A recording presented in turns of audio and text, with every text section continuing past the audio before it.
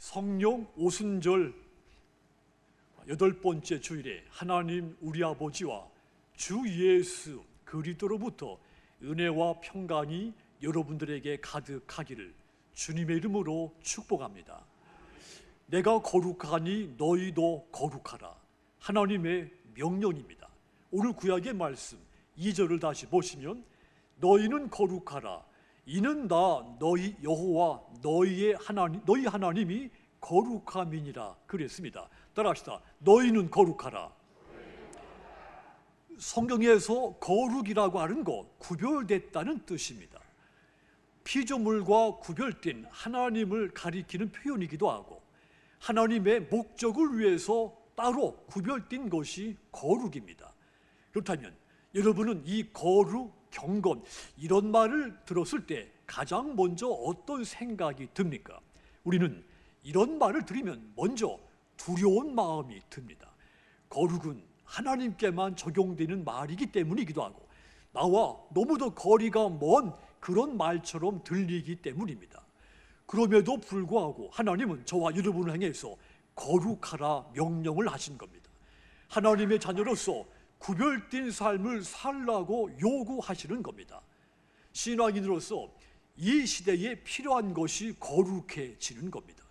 거룩한 믿음, 거룩한 일상이 다시 회복되는 것이 우리에게 이 시대에 중요한 겁니다. 사람들이 꿈꾸고 동경하는 세계를 유토피아라고 말합니다. 유토피아는 현실에서는 결코 존재할 수 없는 이상적인 세계를 말하죠. 이 유토피아와 반대로 불행하고 거짓된 세상을 디스토피아라고 말합니다. 이 디스토피아 세계, 주로 전체주의 정부에 의해서 탄압받고 통제받고 억압되는 세계를 말합니다. 폭력과 거짓의 세계죠. 조지 오웰의 소설 1984년 올더스 헉슬리의 멋진 신세계, 이 두 작품, 이 디스토피아 이 세계를 상징하는 작품입니다. 이 두 작품, 공포, 기만이 지배하는 세상, 욕망과 인간의 탐욕이 지배하는 그 상상의 세계의 비극을 그린 소설입니다. 멋진 신세계, 미래 영국의 정부가 인간 배항소를 운영하면서 엄격하게 배아 생사를 통제한다는 것이 배경에 깔려 있습니다. 권력자들이 인간의 욕망과 마음까지도 마음대로 통제한다는 이야기입니다. 성 문제, 자살 문제, 인간관계 문제, 금전 문제, 노동 문제, 질병 문제까지 다 통제하는 세계가 된다는 이야기죠. 심지어는 결혼 제도도 없이 무성생식으로 공장에서 많은 아이들이 생산되는 세계, 자유연애를 무제한으로 허용해서 성욕을 해소시켜주는 세계, 국민들을 끊임없이 세뇌시켜서 계급 갈등을 없애고 노화가 없이 몸이 늙는 것이 없이 젊은 몸으로 일정 기간 살다가 자연스럽게 죽음을 맞이하게 만드는 그런 세계를 꿈꾼다는 이야기입니다. 그럼에도 불구하고 만약에 어떤 사람이, 개인이, 어떤 누군가가 자기 계급에 대해서 불만이 생겨서 어떤 불편스러운 감정이 생기면 소마라고 하는 마약이 그에게 주사가 됩니다. 그러면 그 사람은 순식간에 그 불편했던 감정들이 다 사라지고 행복한 느낌만 가득 차게 되는 겁니다. 한마디로 욕망, 말초적인 자극이 지배하는 세계, 디스토피아 세계죠. 이 세계에 불쾌한 감정이 들 수가 없습니다. 오직 행복한 것만 느껴지게 되는 세계입니다. 자, 이와 같은 이 가상의 세계를 상상하면 어떻게 보면 걱정할 일이 없고 아무 문제도 생기지 않고 아주 멋진 신세계 아니냐 이렇게 상상할 수 있습니다. 하지만 여러분, 이것은 행복이 아닙니다. 이 멋진 신세계의 행복은 가짜 행복인 겁니다. 정부가 국민들을 쉽게 통치하기 위해서 가짜 행복을 퍼뜨린 것에 불과한 겁니다. 하지만 여러분, 이런 모습이 공상 소설 속에만 존재하는 것이 아닙니다. 지금 세계 곳곳에서 이런 세계가 펼쳐지고 이루어지고 만들어지고 있다는 점입니다. 과학과 기술이 발달하면 인간은 점점 더 많은 것을 욕망하게 마련이죠. 점점 더 자극적인 것을 찾게 마련입니다. 그러면서 반대로 인간성이 상실되고 인간의 존엄성이 침해를 받습니다. 하나님의 형상, 거룩한 것이 사라지는 것입니다. 이것이 문제인 것입니다. 하나님이 창조하신 인간의 모습이 상실되는 것이 가장 큰 문제입니다. 하나님이 요구하시는 거룩한 모습을 잃어가는 것은 이것은 절대로 상상할 수 없는 문제인 겁니다. 하나님은 인간을 하나님의 형상으로 거룩하게 창조하셨습니다. 하나님의 창조 세계는 거룩한 세계입니다. 하나님의 거룩한 형상, 온 세상에 충만한 것이 하나님의 창조 세계입니다. 그래서 저와 여러분들의 몸과 마음과 우리들의 일상생활 속에서도 하나님의 거룩한 형상이 충만해져야 되는 겁니다. 그래서 예수 믿는 저와 여러분, 이 시대를 살고 있지만 그 거룩한 것을 회복해야 되는 겁니다. 오늘 신약의 말씀, 이 본문에 보면 예수님께서 세례를 받으신 후에 마가복음에서는 첫 번째 사역 이야기입니다. 마가복음의 문을 여는 상징적인 본문이 된 겁니다. 사복음서를 보면 각 책마다 예수님의 첫 번째 메시지를 담고 있죠. 이런 형태가 각 복음서의 전체적인 성격을 전망하는 의미가 있습니다. 이를테면 마태복음은 산상수훈으로 시작이 됩니다. 누가복음은 나사렛 휘당에서 취임 설교로 시작이 되죠. 요한복음은 가나 혼인잔치로 복음서 이야기가 시작이 됩니다. 그에 비해 우리 마가복음은 예수님이 악령을 축출한 사건을 통해서 공생애의 첫 번째 사역으로 시작이 됐습니다. 귀신에 사로잡혀 있었던 한 사람, 그가 예수님을 만나서 극적으로 새롭게 거룩한 모습이 회복되고 달라진 이야기입니다. 한 인격 안에서 거룩한 것이 회복된 사건입니다. 한 인간에게서 멋진 신세계처럼 사람들을 속이는 악하고 더러운 사탄의 나라를 몰아내고 새로운 세계, 하나님의 형상을 지닌 거룩함이 회복되는 사건입니다.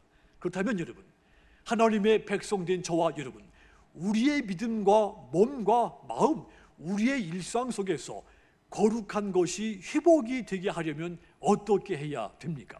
가장 먼저 낯선 경험을 해야 됩니다. 지금까지 내가 경험하지 못했던 거룩한 낯선 경험, 내게 그 경험이 필요한 겁니다. 거룩한 회복은 언제든지 새로운 세계에 대한 낯선 경험부터 시작이 됐기 때문입니다. 22절 보십시오. 무사람이 그의 교훈에 놀라니 이는 그가 가르치시는 것이 권위 있는 자와 같고 서기관과 같지 아니함일러라 그랬습니다. 사람들이 예수님이 가르치시는 것을 듣고 놀랐다고 했습니다. 휘당에 모인 모든 사람들, 예수님이 가르치는 것을 보고 듣는 순간 깜짝 다 놀란 겁니다. 왜냐하면 예수님이 가르치는 것이 지금까지 본 바리새인이나 서기관들이 가르치는 것과는 전혀 낯설고 달랐기 때문이죠. 그때 더러운 귀신에 들렸던 사람이 그곳에 있었습니다. 귀신은 그 사람을 격동시켜서 소리를 지르게 만들었습니다. 나사렛 예수, 우리가 당신과 무슨 상관이 있나이까? 우리를 멸하려고 왔나이까? 나는 당신이 누구인지 아는데 하나님의 거룩한 자인이다 소리치게 만든 겁니다. 귀신은 예수님이 하나님의 거룩한 자인 것을 정확하게 알고 있었습니다. 그래서 예수님이 자기들을 쫓겨낼까 봐 겁이 나서 이 사람에게 들어가서 소리치게 만든 겁니다. 하지만 예수님 귀신을 꾸짖으시며 잠잠하고 그 사람에게서 나오라 명령을 했습니다. 그때 더러운 귀신이 그 사람 속에서 떠나갔다고 했습니다. 귀신 들린 사람 인생에 이 경험은 아주 낯선 경험이었습니다. 그는 하나님의 거룩한 자이신 예수님을 만나서 그 낯선 경험을 통해 전혀 완전히 달라진 삶이 시작이 된 겁니다. 예수님께서 귀신 들렸던 그 사람에게 새로운 세계를 열어주신 겁니다. 그렇습니다. 진정으로 거룩하게 회복이 되는 것은 하나님이 부르시고 하나님이 역사하시는 것을 보는 이 낯선 경험부터 시작이 되는 겁니다. 모세는 80세가 될 때까지 호렙산 기슭에서 양떼를 치고 있었습니다. 그동안 모세는 세상의 것을 보고 세상의 소리만 들으면서 살아왔습니다. 그런 모세가 어느 날 불타는 떨기나무의 낯선 광경을 본 겁니다. 불꽃 가운데서 모세야 모세야 부르는 하나님의 이 낯선 음성을 들은 겁니다. 그 음성과 그 불꽃, 지금까지 모세가 경험한 것과는 전혀 결이 다른 매우 낯선 경험이었습니다. 하나님은 그곳에서 이 모세에게 출애굽기 3장 5절에 보시면 하나님이 이르시되 이리 가까이 오지 마라. 네가 선 곳은 거룩한 땅이니 네 발에서 신을 벗으라고 했습니다. 이것은 모세가 처음 겪는 너무도 거룩한 경험이었지. 이 어떻게 황량한 호렙산이 거룩한 땅이 될 수 있으며 작은 관목에 불과한 이 떨기나무가 있는 이곳이 어떻게 거룩한 땅이 될 수 있습니까? 그곳에 하나님이 임재하셨기 때문입니다. 어느 곳이든지 하나님이 임재하시면 그곳은 거룩한 곳이 되는 겁니다. 거룩한 하나님이 찾아오시는 이 낯선 경험, 모세의 인생을 완전히 바꾸는 사건이 됐습니다. 모세에게 이 거룩한 것이 회복되고 하나님의 소명을 받는 사건이 된 겁니다. 이 낯선 경험은 이사야 선지자에게도 나타났습니다. 이사야는 하늘 성전의 모습을 보았고 하나님으로부터 소명을 받게 됩니다. 이사야서 6장 8절 보시면 내가 또 주의 목소리를 들으니 주께서 이르시되 내가 누구며 내가 누구를 보내며 누가 우리를 위하여 갈고 하시니 그때에 내가 이르되 내가 여기 있나이다 나를 보내소서 그랬습니다. 하나님께서 내가 누구를 보낼까, 누가 우리를 위해서 갈 것인가 말씀할 때 이 소리를 이사야가 듣고 내가 가게 있나이다 나를 보내소서 대답한 겁니다. 이사야가 이 낯선 경험을 통해서 거룩한 것이 회복이 되고 하나님의 소명을 받게 된 겁니다. 바울이 다메섹으로 가는 길에 주님이 부르시는 이 음성을 듣는 낯선 경험을 하게 됩니다. 사도행전 9장 3절 4절을 보시면 사울이 길을 가다가 다메섹에 가까이 이르더니 호련히 하늘로부터 빛이 그를 둘러 비추는지라 땅에 엎드려져 들으매 소리가 있어 이르되 사울아 사울아 네가 어찌하여 나를 박해하느냐 그랬습니다. 바울이 다메섹에 가까이 갔을 때 하늘로부터 강한 빛이 바울에게 비춰온 겁니다. 이 경험은 바울의 인생에서 매우 낯선 경험이었습니다. 이 낯선 경험이 바울을 변화시킨 겁니다. 바울에게 거룩한 변화가 일어나고 마침내 주님으로부터 소명이 그에게 임하게 된 겁니다. 그렇습니다. 여러분들이 예수님을 만나는 매우 낯선 경험이 있었기 때문에 인생이 바뀌신 겁니다.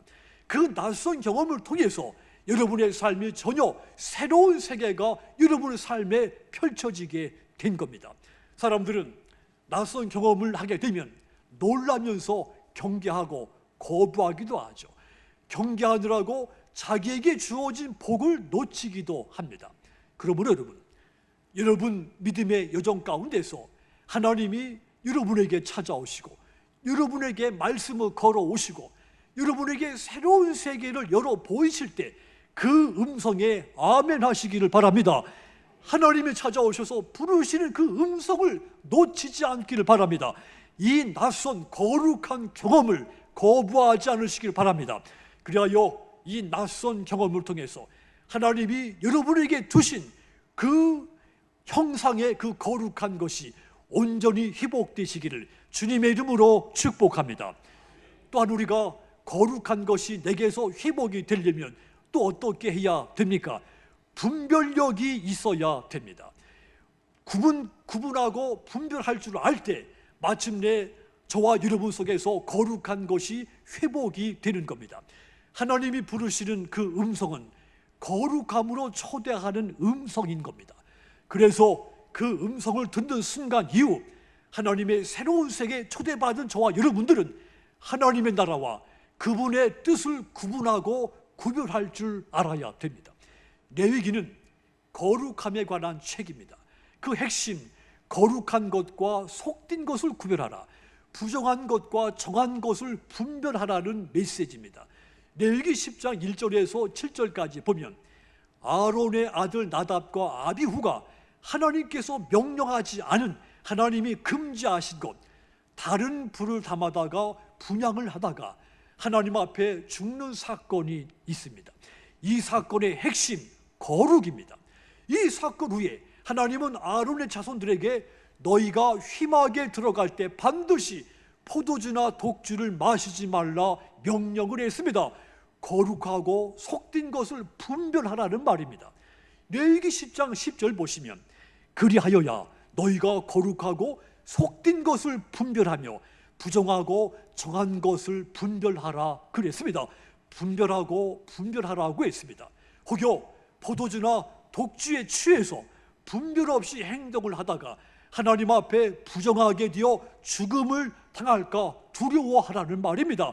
그래서 하나님 앞에 부정하면 안 된다는 뜻입니다. 그런데 하나님 앞에 저와 여러분은 모두 부정한 죄인들입니다. 하나님의 형상의 모습을, 거룩한 모습을 잃어버린 부정한 죄인들입니다. 모든 사람, 아담의 범죄 이후로 죄와 사망 가운데 살게 됐습니다. 그런데 갈라디아서 1장 4절 보시면 그리스도께서 하나님 곧 우리 아버지의 뜻을 따라 이 악한 세대에서 우리를 건지시려고 우리 죄를 대신하기 위하여 자기 몸을 주셨으며 그랬습니다.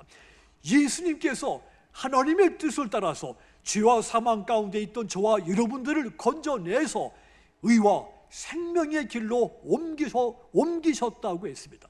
하지만 여러분, 우리가 비록 예수님으로 인해서 의와 생명의 나라로 옮겨지기는 했지만 우리는 여전히 이 육신의 땅에 살고 있습니다.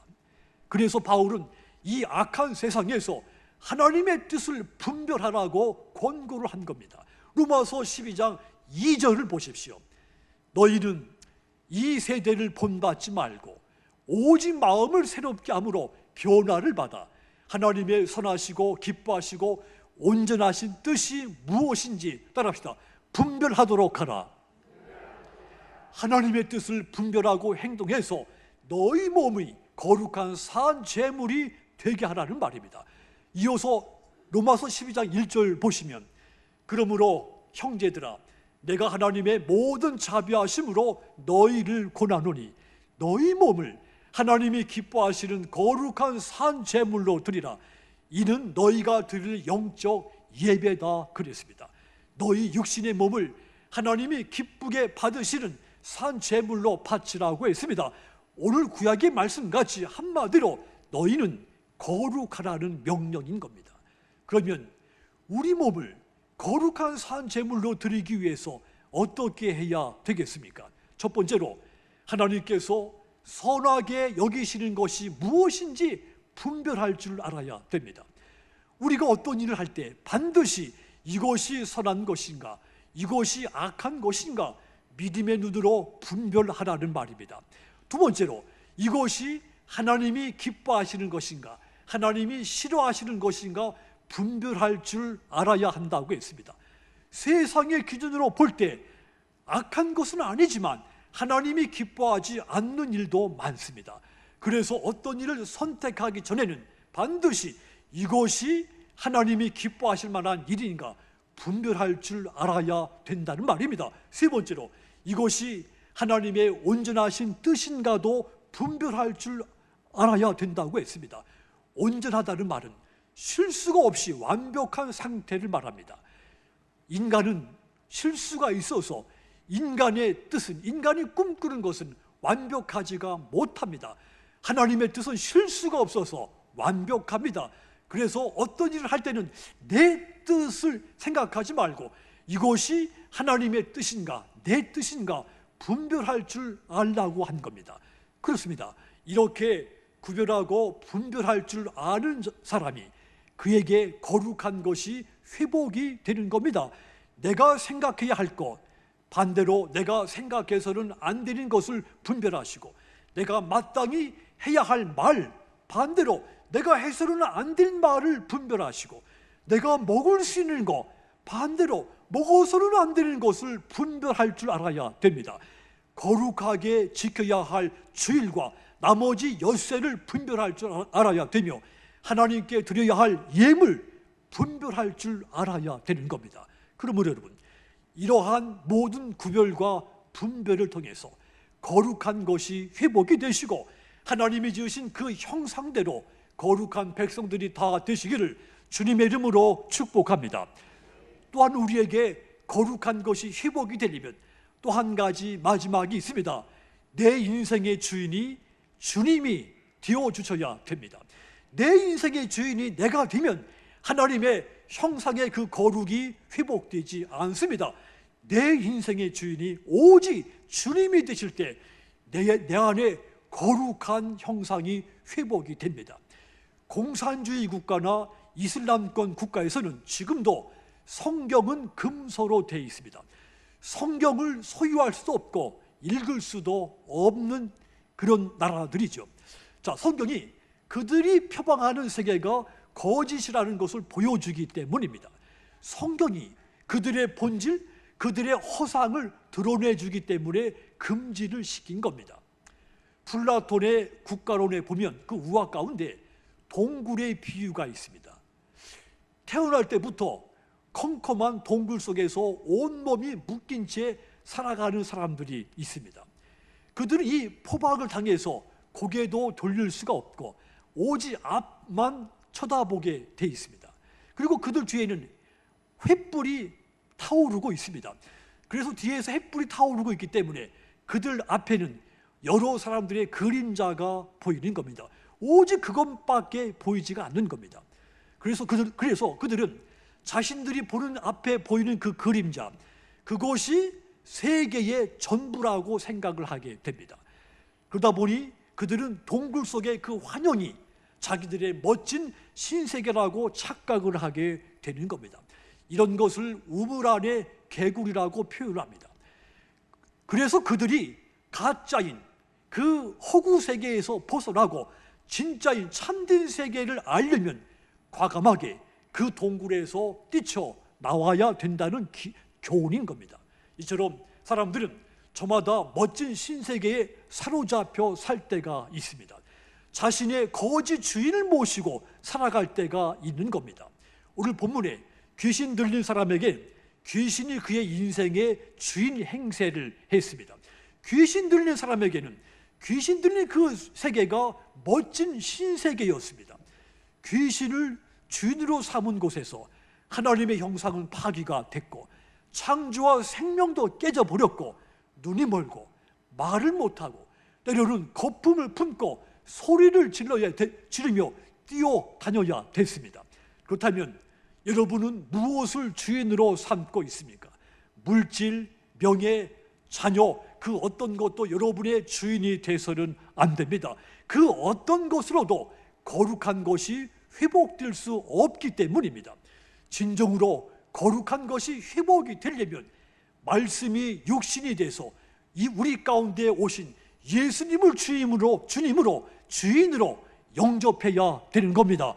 주인 삼았던 모든 것 다 내려놓으시고 예수를 구주로, 예수를 주인으로 모실 때 거룩한 것이 내게 회복이 되는 겁니다. 그러므로 여러분, 지금까지 여러분의 인생이 누구였는가 중요하지 않습니다. 지금 여러분의 인생의 주인을 말씀이 육신이 되어 우리 가운데 오신 그 예수님을 주인으로 삼으시면 되는 겁니다. 그 예수님으로 말미암아 여러분의 인생이 하나님의 거룩한 것으로 가득 차게 되시기를 주님의 이름으로 축복합니다. 사랑하는 성도 여러분, 신앙인으로서 이 세대에 가장 절실하게 필요한 것, 하나님의 창조 세계, 하나님의 형상대로 지음받은 그 거룩한 것이 회복되는 것입니다. 그러므로 거룩한 낯선 경험을 경계하거나 거부하지 마십시오. 하나님의 뜻을 분별하십시오. 여러분의 인생의 주인을 예수님으로 모시기를 바랍니다. 그리하여 하나님의 형상으로 지음받은 대로 거룩한 것이 여러분의 마음, 여러분의 믿음과 삶과 일상 가운데 가득 차게 되시기를 주님의 이름으로 축복합니다.